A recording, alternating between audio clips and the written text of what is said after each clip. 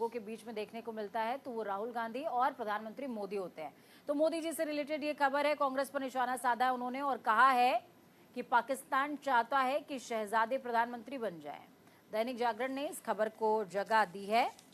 तो ये बड़ी अपडेट आपको बता रहे हैं, पीएम मोदी ने आरक्षण के मुद्दे पर बोलते हुए ये कहा है कि अब वोट जिहाद का आह्वान कर रहा है विपक्ष। देखिए ये खबर मैं एक बार आपको दिखाऊंगी जिसमें प्रधानमंत्री नरेंद्र मोदी ने यहाँ पर इस खबर को कोट किया है। अब वोट जिहाद का आह्वान कर रहा है विपक्ष, ये प्रधानमंत्री ने कहा। और इस दौरान वोट जिहाद का जिक्र करते हुए प्रधानमंत्री ने कहा कि पाकिस्तान कहीं ना कहीं चाहता है कि शहजादे यानी कि राहुल गांधी प्रधानमंत्री बन जाएं। देखिए दीपिका भी आपको ये खबर दिखा रही है, अमर उजाला ने जिहाद का जिक्र पूजा ने किया। यहाँ पर साफ तौर में देश में कांग्रेस मर रही है, वहां पाकिस्तान रो रहा है, चाहता है शहजादा पीएम बने। देखिए ये बड़ी बात कही गई है। कांग्रेस को 3 चुनौतियां देते यहाँ पर प्रधानमंत्री नरेंद्र मोदी नजर आए। मोदी ने कांग्रेस को 3 चुनौतियां दे डाली। पहली, कांग्रेस और उसके चट्टे बट्टे लिखित गारंटी दें कि वे संविधान बदलकर धर्म के आधार पर मुसलमानों को आरक्षण नहीं देंगे। दूसरी, वह SC, ST व OBC को मिलने वाले आरक्षण में सेंधमारी कर उनका अधिकार नहीं छीनेंगे। तीसरी चुनौती दी है कि जिन राज्यों में कांग्रेस और उनके साथियों की सरकार है वे कभी वोट बैंक की गंदी राजनीति नहीं करेंगे और पिछले दरवाजे से OBC का कोटा नहीं कटने खास देंगे। बात ये है दीपिका कि देखिए हमें ये समझना पड़ेगा कि वोट जिहाद शब्द आया कहाँ से।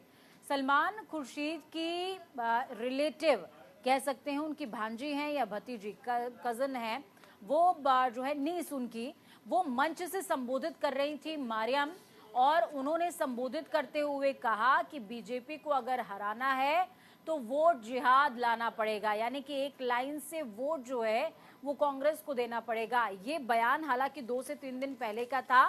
प्रधानमंत्री ने उसी बयान को कैच किया है और आज मंच से उन्होंने बोला है कि अब तो कांग्रेस वोट जिहाद की बात करने लग गई है, अब तो कांग्रेस एक तरफा वोट की बात करने लग गई है। और यहाँ पर प्रधानमंत्री ने वोट जिहाद, जो कि मारिया का शब्द था, उसको कनेक्ट किया है पाकिस्तान रो रहा है। अब जरा इस लाइन को समझ लीजिए, पाकिस्तान रो रहा है, कांग्रेस खत्म हो रही है।